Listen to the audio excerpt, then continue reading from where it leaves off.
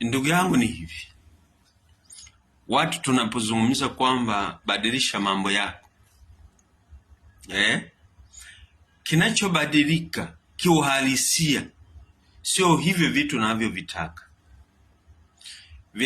Kinachobadilika ni wewe, yani wewe ubadilike ili uweze kupata unachokitaka, kwa sababu unachokitaka ni matokeo ya wewe.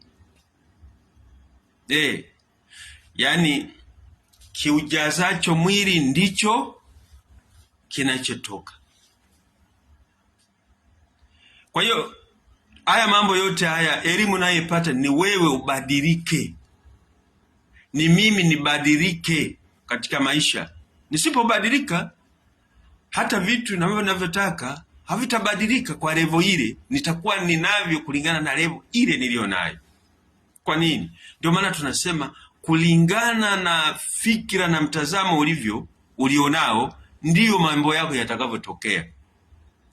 Na hii elimu kazi yake ni kwamba mtazamo ule ambao unakufanya kuwa duni uondoke, uingie mtazamo ambao utakufanya wewe kuwa na uweze kuboresha mambo yako.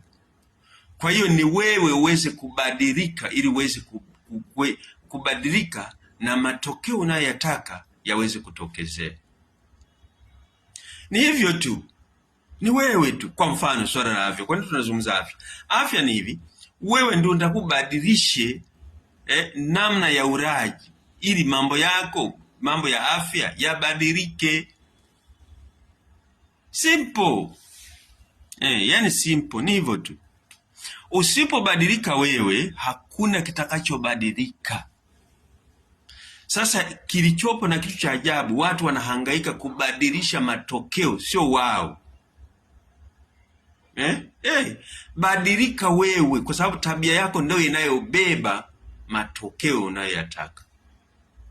Matokeo ulionayo hayo saizi yanategemea na tabia ulizonazo sasa. Kwa hiyo badilika ili uweze kubadilisha mambo yako, la si hivyo utakuwa hivyo hivyo. Mwisho wa siku utaanza kusema sijui nini. Badilika. Badilika wewe. Badilika.